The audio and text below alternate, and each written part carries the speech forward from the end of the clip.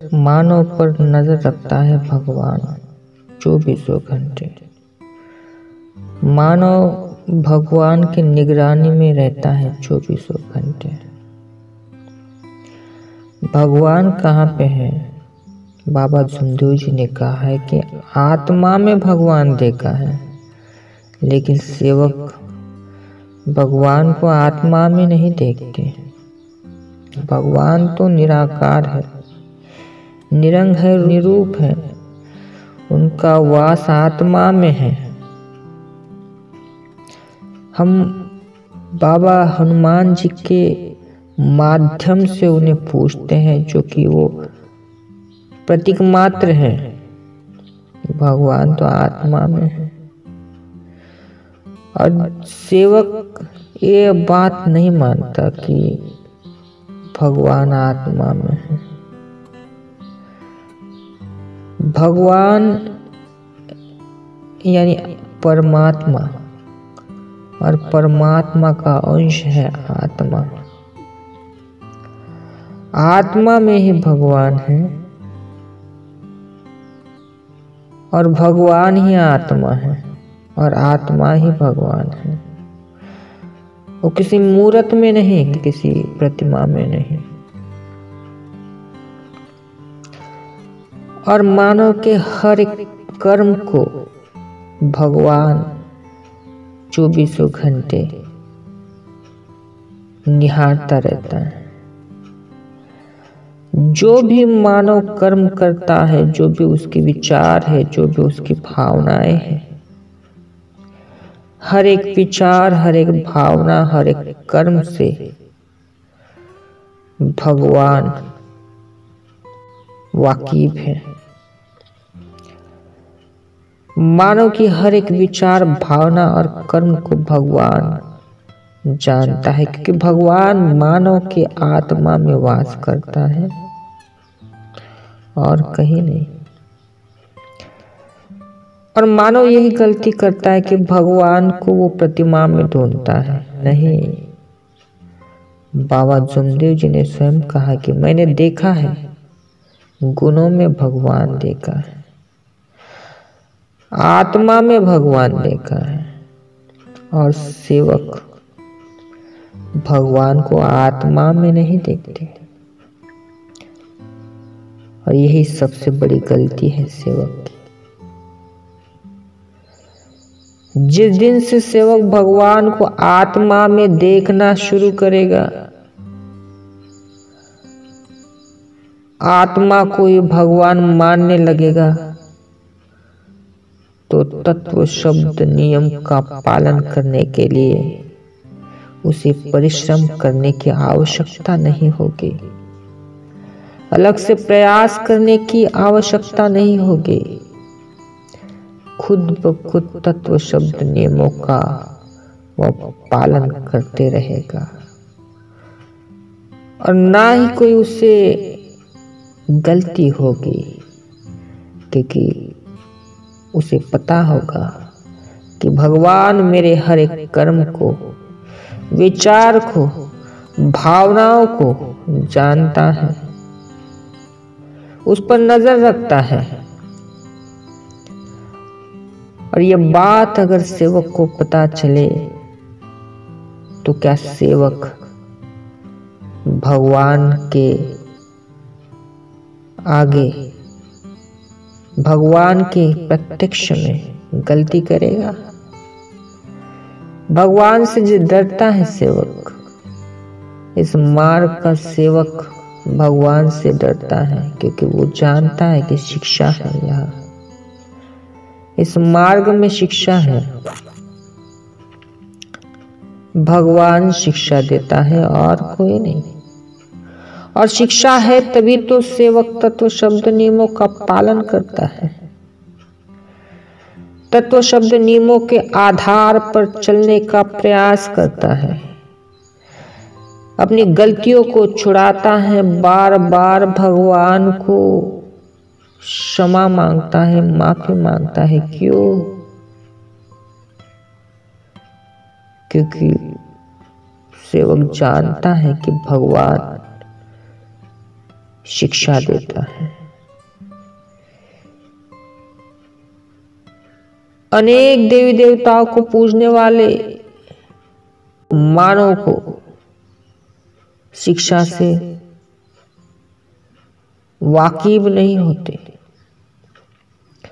बात शिक्षा नहीं है, यहाँ पे शिक्षा है, और यहाँ पे शिक्षा है इसलिए सुधार है, और यहाँ पे सुधार है, शिक्षा है, इसीलिए एक सत्कर्म है, सदाचार है। और जहाँ शिक्षा है वहाँ डर है, जहाँ डर है वहाँ सत्कर्म सदाचार है। यही तो नीति है, भगवान की यही नीति है कि जो मुझे चाहता है, जो मेरी उपासना करता है, उसे मेरे नियमों के अनुसार चलना होगा, बर्ताव व्यवहार करना होगा। अगर मेरे मार्ग का स्वीकार करोगे तो शिक्षा होगी, अगर कार्य गलत करोगे तो। यह मार्ग कर्म और नियत पर आधारित है। अन्य मार्ग में, संप्रदाय में धर्म शिक्षा नहीं है, किंतु इस मार्ग में भगवान स्वयं जागरूक है, 24 घंटे जागरूक है। तत्व शब्द नियमों के आधार पर भगवान जागरूक है और कुछ नहीं। कार्य करते जाओ, करते जाओ, करते जाओ, लेकिन तत्व शब्द नियम का पालन न हो तो वो कार्य बेकार है।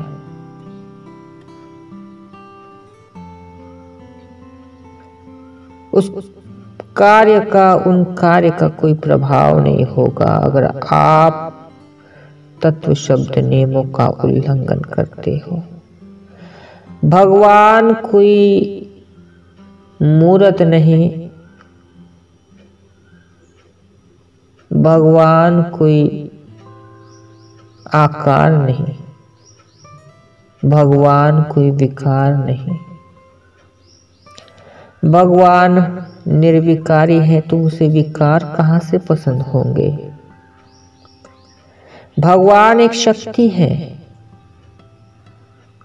उसे आकार नहीं, विकार नहीं, रंग नहीं, रूप नहीं, उसे विकार पसंद नहीं। और मानव विकारों से ग्रसित है। आकारों में भगवान को पूछता है, अरे भगवान आकार में नहीं है, उसे ना रंग है, ना रूप है, ना आकार है, ना विकार है, और भगवान को आप उसी में ढूंढ रहे हो, रंग में ढूंढ रहे हो, रूप में ढूंढ रहे हो, आकार में ढूंढ रहे हो, विकार में ढूंढ रहे हो, तो कैसे मिलेगा? भगवान नहीं मिलेगा। उसे पाने का तरीका गलत है, ढूंढने का तरीका, मार्ग गलत है, और कितनी भी कोशिश करो नहीं मिलेगा। उसे पाना है तो उसे आत्मा में ढूंढो, सजीवों में ढूंढो, निर्जीवों में नहीं। मान लो कि भगवान आत्मा में है, आत्मा ही भगवान है, और हमारे हर एक कर्म पर, विचारों पर, भावनाओं पर, कल्पनाओं पर, आशा अपेक्षाओं पर, इच्छाओं पर, उम्मीद पर, नियत पर उसकी निगरानी है। वो जानता है कि आप क्या चाहते हो, आपने क्या किया है, आप क्या करना चाहते हो, आपकी क्या इच्छा है, सब जानता है, क्योंकि वो 24 घंटे आपके पास है, और वो है इसलिए आप हो। वो नहीं होगा तो आप नहीं होगे, ना यह जीवन होगा। वो है इसलिए आप हैं। मानव समझ जाओ, सुधर जाओ। 84 लाख योनि भोगने के बाद मानव का जन्म मिलता है। विकार हर जन्म में है, हर योनि में है। गाय की योनि हो, भैंस की योनि हो, कीड़े मकोड़े की योनि हो, पक्षियों की योनि हो, हर योनि में वासना है, हर योनि में विकार है, हर योनि में काम क्रोध लोभ मोह माया है, हर योनि में अपना पराया है, स्वार्थ है। ऐसी कोई योनि नहीं जिसमें वासना ना हो, कर्म बंधन ना हो, लोभ ना हो, विकार ना हो, रूप ना हो, रंग ना हो, आकार ना हो। कोई योनि नहीं। हर एक योनि में यह आत्मा बसी हुई है, विकार बसे हुए हैं। भगवान भी है और विकार भी है, किंतु फर्क इतना है कि मानव जन्म में भगवान को पहचानने की बुद्धि भगवान ने प्रदान की है, मानव को प्रदान की है। अन्य योनि में सजीव भगवान को नहीं जान सकते, ना ही उनकी प्राप्ति कर सकते हैं। इतिहास गवाह है कि किसी भी प्राणी ने मानव की अपेक्षा भगवान की प्राप्ति नहीं की, क्योंकि वो समझ, वो बुद्धि, वो विचार, वो अनुभव, वो ज्ञान उन्हें भगवान ने नहीं दिया। भगवान को हासिल करने के लिए मानव जन्म दिया है। एकमात्र जीवन, एकमात्र जन्म मानव जन्म है जो लेकर भगवान को प्राप्त कर सकता है। मानव जन्म का मूल उद्देश्य ही भगवान की प्राप्ति है। जो आप इस जन्म में चाह रहे हो, कर रहे हो, पा रहे हो, जो पाने की, करने की लालसा जिद रखे हो, वो तो हर योनि में आप करते आए हो और करते रहोगे। लोभ हर योनि में है। कुत्ते को लोभ है, भैंस को लोभ है, मच्छर को खून चूसने का लोभ है, हर जीव सजीव को लोभ है, वासना है। उनको भी बच्चे पैदा होते हैं। वासना हर योनि में है, स्वार्थ हर योनि में है। कुत्ते, वानर, अन्य पशु पक्षी भी स्वार्थ के लिए आपस में लड़ते हैं। उनमें भी परिवार है, उन्हें भी घर परिवार है और मानव भी, किंतु उन्हें बुद्धि नहीं, भगवान को पाने की अक्ल नहीं, समझ नहीं। वो भगवान को प्राप्त नहीं कर सकते, किंतु मानव भगवान को प्राप्त कर सकता है, क्योंकि भगवान ने मानव को उस तरह बनाया है।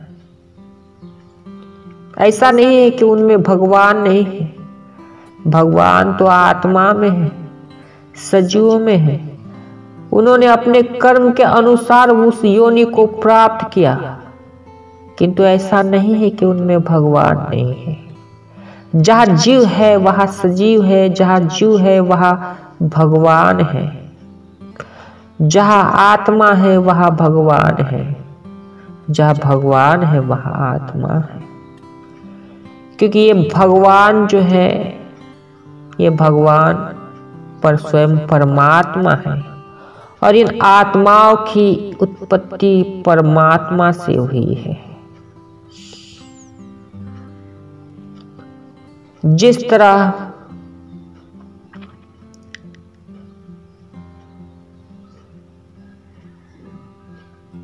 एक पेड़ की टहनियाँ होती है और टहनियाँ को फूल, पत्ती और बीज लगते हैं, और वो बीज जमीन में फिर से पेड़ बनकर उभर आते हैं। उसी तरह परमात्मा एक पेड़ है और ये जो बीज, ये हम सब सजीव आत्माएं हैं। ये भगवान की लीला है, प्रक्रिया है, प्रकृति का नियम है। और इस नियम के ढांचे में भगवान ने अपने आप को बांध लिया है। भगवान भी नियमों से बने हुए हैं, उन्हें भी नियम है और वो भी नियम का उल्लंघन नहीं कर सकते। अगर वो उल्लंघन करेंगे तो प्रकृति कहाँ से चलेगी?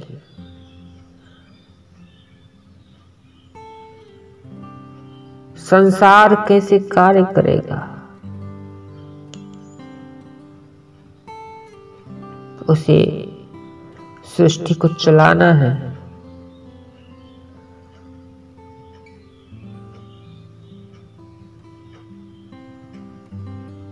ये सब मानव समझ सकता है, अन्य पशु पक्षी नहीं।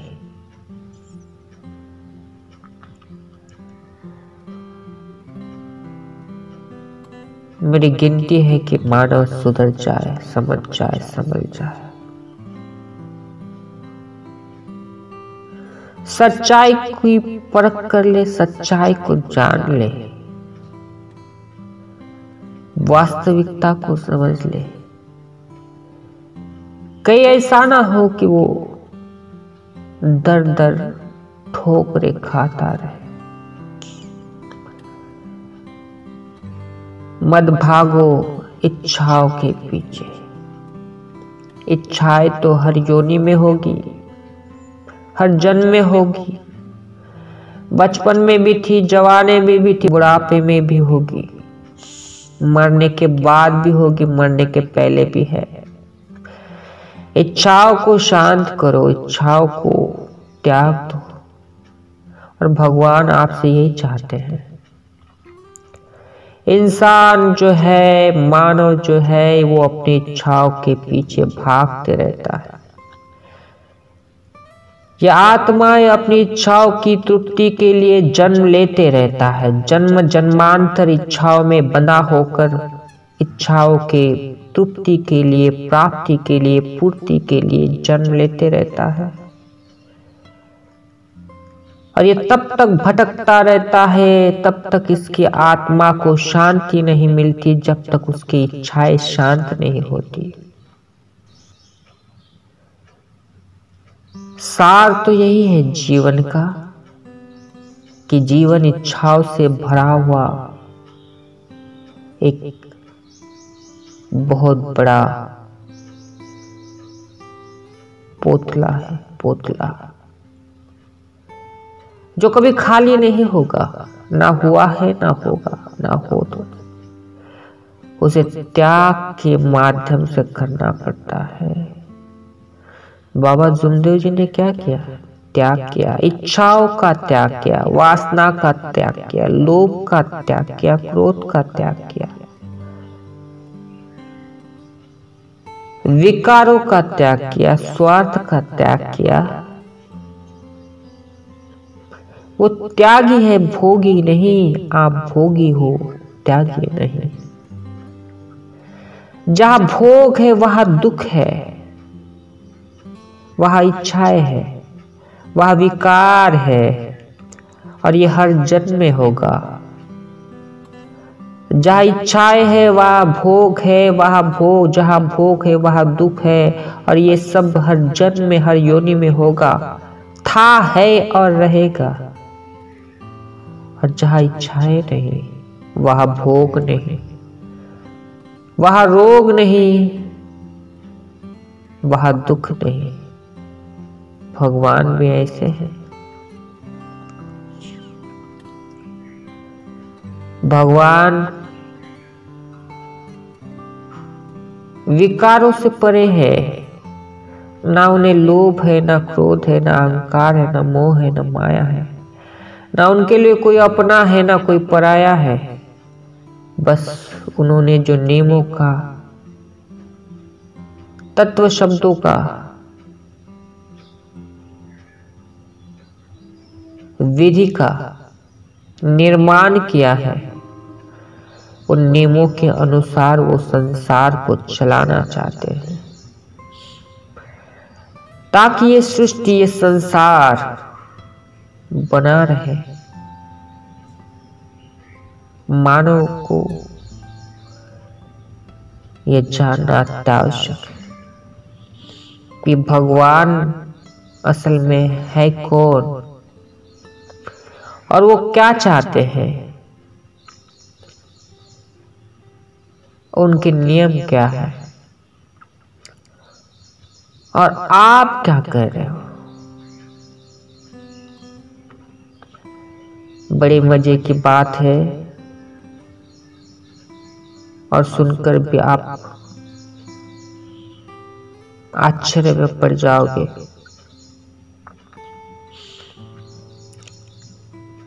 कि ये जो विकार है स्वयं भगवान ने निर्माण किया है। काम, क्रोध, लोभ, मोह, माया, वासना, ये सब भगवान ने बनाए हैं।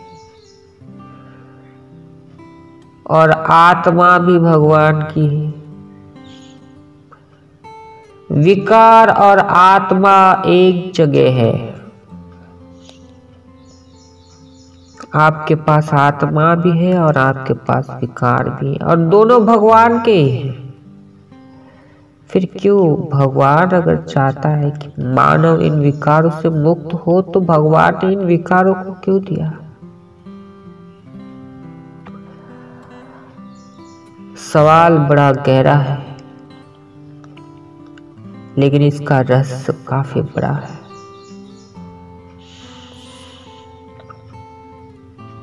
भगवान इतने आसानी से हासिल नहीं होते। उन्हें प्राप्त करने के लिए त्यागी होना पड़ता है, और एक बार अगर आप उन्हें प्राप्त करते हो तो इस जन्म मृत्यु के चक्रव्यूह से हमेशा के लिए मुक्त हो जाते हैं। और जहां मुक्ति है, मोक्ष है, वहां परमानंद है, परम सुख है, परम शांति है, जो चरम सीमा है सुख की, आनंद की, और उसके ऊपर, उससे श्रेष्ठ कोई आनंद नहीं, ना सुख है ना शांति है। और परमानंद, परम सुख, परम शांति के प्राप्ति के लिए त्याग तो आवश्यक है। इतना सस्ता नहीं है भगवान जो आसानी से मिल जाए। इन विकारों को त्याग कर भोग से मुक्त होकर त्यागी बनना उतना ही कठिन है जितना कि बहती धारा को चीर कर आगे बढ़ना है। और भगवान यही चाहते हैं कि आप बहती धारा को चीर कर आगे बढ़ो तो ही मुझे प्राप्त कर सकते हैं। और इसीलिए भगवान ने मानव के जीवन में काम, क्रोध, लोभ, मोह, माया, अहंकार, वासना ये सब दिए हुए हैं, ये सब विकार दिए हुए हैं।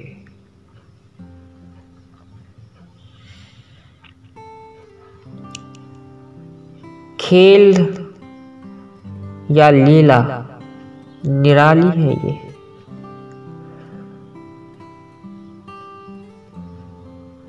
इतना आसान नहीं है जीवन जीना।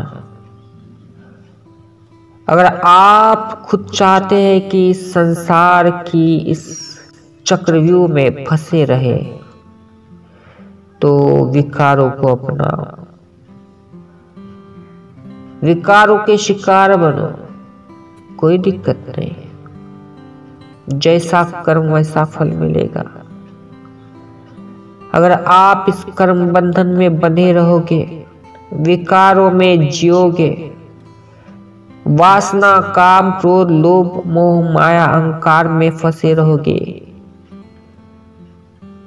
तो दुख साथ नहीं छोड़ेगा, चिंता साथ नहीं छोड़ेगी,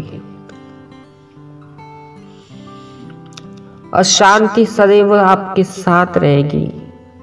आपके जीवन में चाहे कितना भी आप हासिल कर लो, कुछ भी हासिल कर लो, इच्छा की शांति नहीं होगी, संतुष्टि नहीं मिलेगी। इतिहास गवाह है, जितने भी लोग मरे उनमें से कुछ लोगों ने ही इच्छाओं का त्याग किया।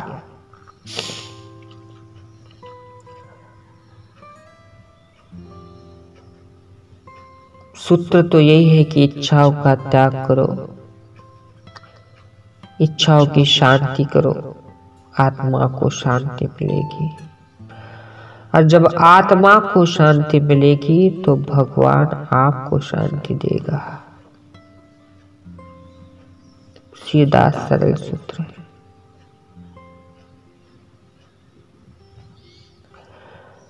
और जब तक आप इन विकारों में फंसे रहोगे तब तक यह जन्म मृत्यु के चक्रव्यूह में आप फंसे रहोगे। और यही सत्य है, यही सच्चाई है।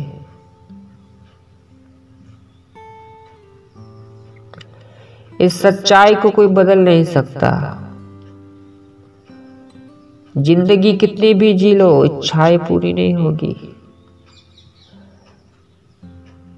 मरते समय भी इंसान इच्छाएं रखकर चला जाता है, जो अगले जन्म में वो अपना साथ निभाती है और फिर से मानव जन्म लेकर अपनी इच्छाओं को पूर्ति के लिए दर दर भटकता रहता है।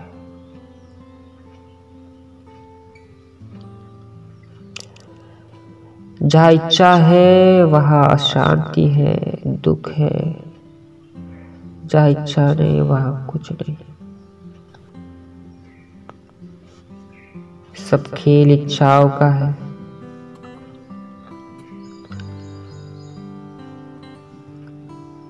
इच्छाओं का त्याग ही भगवान को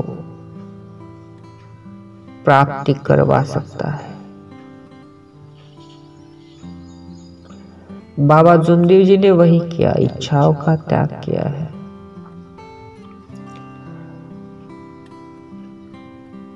तभी तो उन्हें भगवान की प्राप्ति हुई है।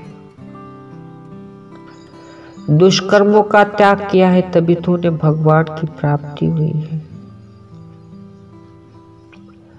अहंकार का त्याग किया है, तभी तो उन्हें भगवान की प्राप्ति हुई है।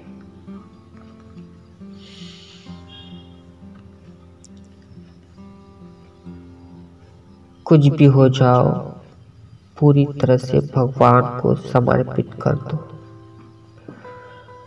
मरे या जिए भगवत नाम पर।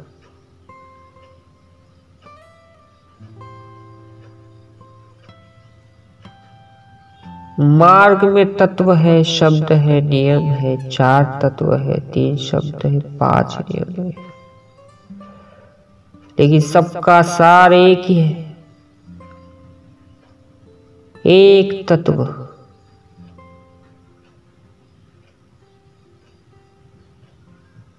जिसे हासिल किया, जिसके अनुसार कार्य किया, सबकी पूर्ति हो जाएगी।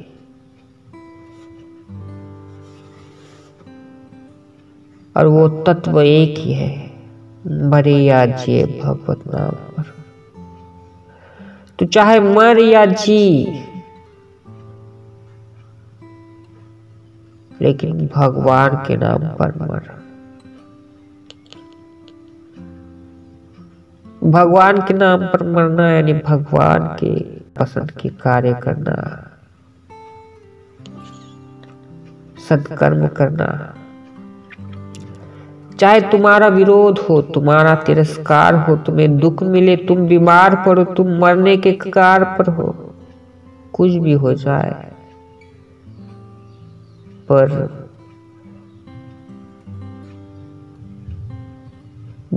बुरा कर्म न करना, बुरी नीयत न रखना,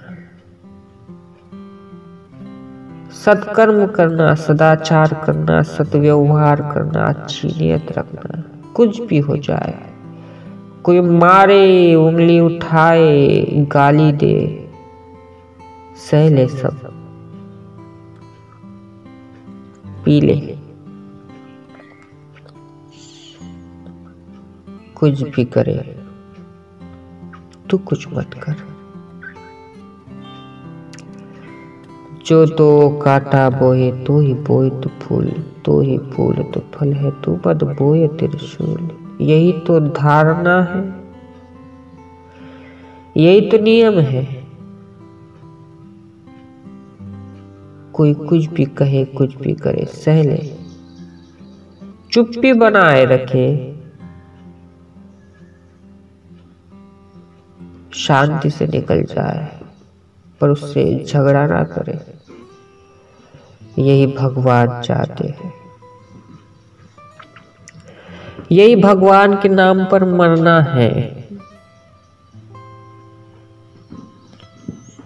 और भगवान को भी उसका दोष न दे, न भाग्य को दोष दे, न भगवान को दोष दे। जो आपको दोषी ठहरा रहा है, उसे भी दोष ना दे, बल्कि अपने कर्म को दोष दे। सह ले, ये मार्ग सहने का है, मरने का है, मिटने का है। असल में यही तो रहस्य है कि अगर इंसान अपमान से है,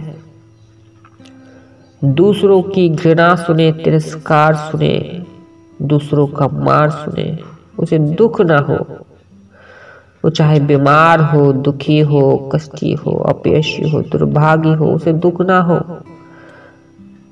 तो अर्थात वह विकारों से मुक्त हुआ है। उस पर इन बातों का असर नहीं होता, ना काम का होता है, ना क्रोध का होता है, ना लोभ का होता है, ना मोह का होता है, ना माया का होता है, ना वासना का होता है। और जब इन विकारों का उस पर कोई प्रभाव ना हो, तो समझ लो वो मर गया, जीते जी मर गया। और जो जीते जी मरता है, वही भगवान को प्राप्त करता है, वही भगवान को हासिल करता है। और भगवान यही चाहता है कि तुम मर, इन विकारों से मर। कोई अपमान करे तो दुख ना हो, कोई घृणा करे तो दुख ना हो, कोई गाली दे तो दुख ना हो। ना ही तुम उसका बदला ले, ना ही उससे कुछ बुरा बुला कहे, गलत कहे, ना ही तुम उसको गलत कुछ कहे करे।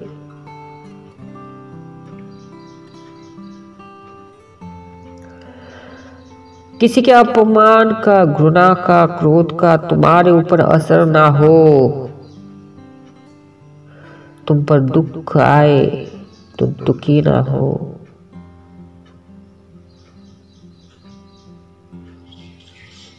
तुम्हें भविष्य की चिंता ना हो, ना डर हो, ना दुख हो, ना चिंता हो, ना लोभ हो, ना अहंकार हो, ना क्रोध हो, किसी बात का नहीं हो, किसी ना किसी भी। यही मरना है, और भगवान यही चाहते हैं कि आप मरो। भगवान जैसे बनोगे तो भगवान में विलीन होगे। भगवान जैसे कर्म करते हैं वैसे तुम कर्म करोगे, तभी तो भगवान में विलीन होगे। भगवान को विकार पसंद है, आप विकारों से जूझ रहे हो तो भगवान में आप विलीन होगे। भाई plus into plus is equal two plus. भगवान निर्विकारी हो और आप विकारों में हो, तो क्या आप भगवान को हासिल कर पाओगे या भगवान में आप विलीन होगे? असंभव है, असंभव।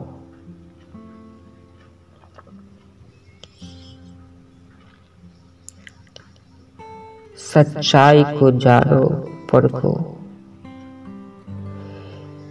ये जो देख रहे हैं पास पास पूरी मिथ्या है, सब मिथ्या है, सब झूठ है। और इस मिथ्या ने सच को दबा के रखा है। झूठ बढ़ रहा है, सच को दबोच कर रख रहा है। सच्चाई को खुदेर कर, सच्चाई के राह पर चलकर सत्कर्म करो तो विजय सत्य का होकर आपका जो जीवन उद्देश्य है वह अवश्य ही सफल होगा। नहीं तो फिर वही होगा जो आज तक आपके साथ पिछले जन्मों में होता आया है और वही होता रहेगा।